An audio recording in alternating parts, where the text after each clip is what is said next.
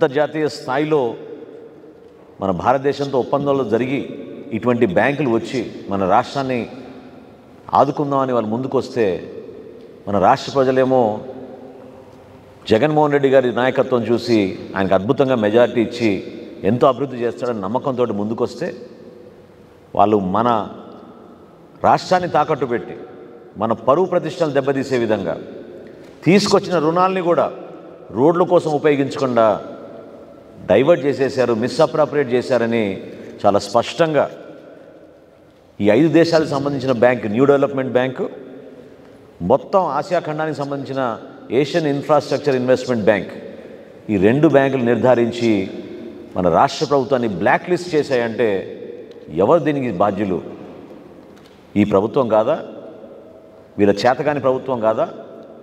పరిపాలన చేతగాక ప్రజల్ని ప్రతిరోజు ఇంటి నుంచి బయటికి వెళ్ళాలంటే ప్రాణాలు గుప్పెట్లో పెట్టుకుని ఆ గుంటలు అసలు ఎక్కడ ప్రయాణం చేయాలన్నా ఎంత గంటల సేపు ఎక్కువ సమయం పడుతుందో మన రాష్ట్ర ప్రజలకి తెలుసు.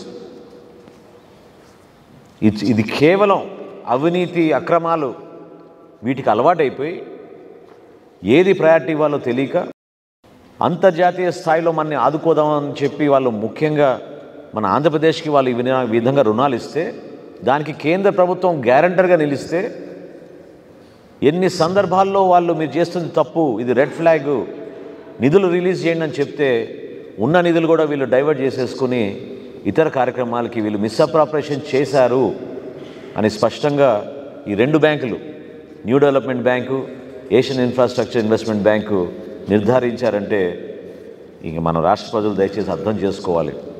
ఈ రోజుకి కూడా కనీసం రోడ్ల మెయింటెనెన్స్ ఎక్కడ లేదు.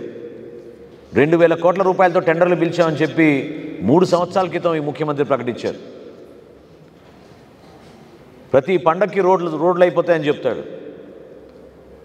ప్రతి మాన్సూన్ సీజన్ కల్లా ముందే రోడ్లు పూర్తి అవుతాయని చెప్తారు.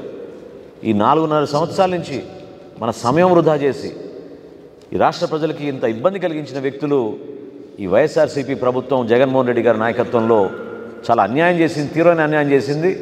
భవిష్యత్తులో మనం రుణాలు తెచ్చుకోవాలన్నా, ఒక ప్రాజెక్ట్ మనం అప్రూవ్ చేయించుకోవాలన్నా ఈ రోజున మనం బ్లాక్ లిస్ట్ అయిపోయాం కాబట్టి ఆ పరిస్థితి కూడా లేకుండా చేశారు వీళ్ళు.